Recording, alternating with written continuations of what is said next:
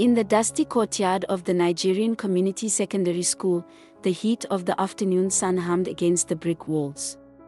Tola adjusted her school bag, her crown of afro hair catching the light. Suddenly, a hand reached out. It was Zara, a girl who had always seemed out of place with her waist-length pink hair and eyes the color of a summer sky. "Tola, do not step into the gold-rimmed shadow today," Zara whispered, her voice like a chime in the wind. Tola rolled her eyes and pulled her arm away. "Save your riddles for someone else, Zara. I have a life to live." At the school gates, a sleek black sports car purred. Richard, a boy known more for his father's billions than his own grades, leaned against the hood. He flashed a smile that looked like it belonged on a billboard. "Tola, I told you I'd pick you up," he said, opening the passenger door. Tola glanced back at the school, seeing Zara standing like a silent statue in the distance. She ignored the prickle of unease in her chest and smiled back at Richard. "Let's go," she said, stepping into the leather-scented interior. From the shadow of an ancient mahogany tree, Zara watched the car disappear into the haze of traffic. Her blue eyes began to pulse with a faint, electric glow, and the air around her shimmered with heat that had nothing to do with the sun. She had been sent from the ether to protect the bloodlines of the old world, but she could not interfere with a choice freely made. A single pink petal-like feather drifted from her shoulder to the dry earth. The party Richard promised was not in a mansion, but a cold, grey shipping terminal far from the city lights. The charm dropped from Richard's face like a mask. He grabbed Tola's arm, his grip no longer gentle. "You're going on a long trip, Tola," he hissed. "And you're going to make me very, very rich." Tola screamed for help, but the sound was swallowed by the roar of the ocean. She was shoved into a dark metal container, the heavy door slamming shut with a finality that broke her heart.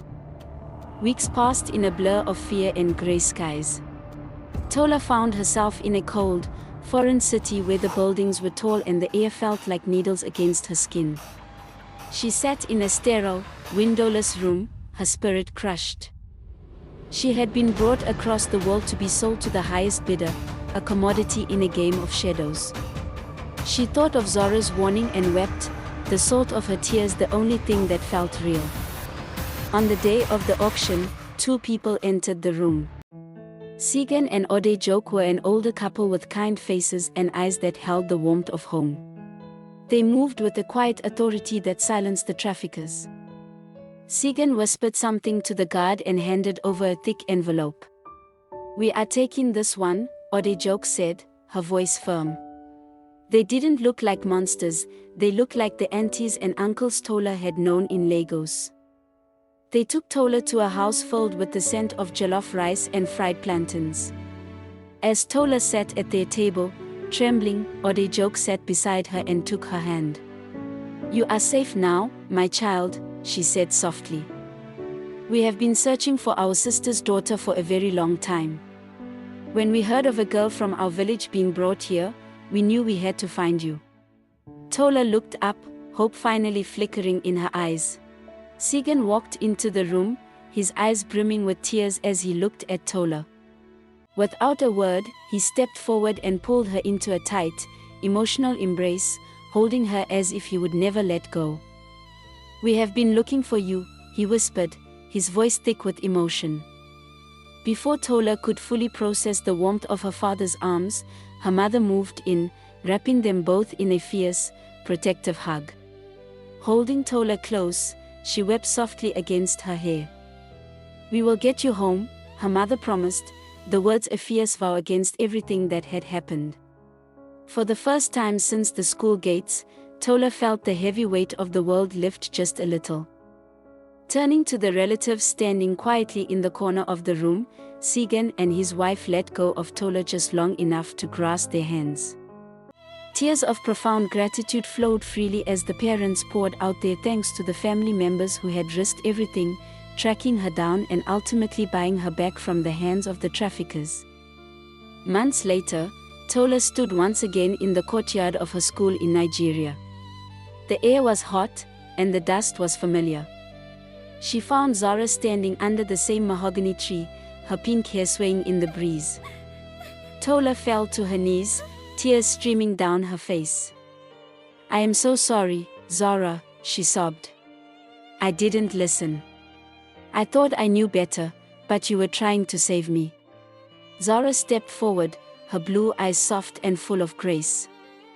Zara pulled Tola into a warm, firm hug. "The lesson was hard, but your spirit is forged in fire now," Zara whispered. As she pulled away, Zara's form began to dissolve into a swirl of pink light and sapphire sparks.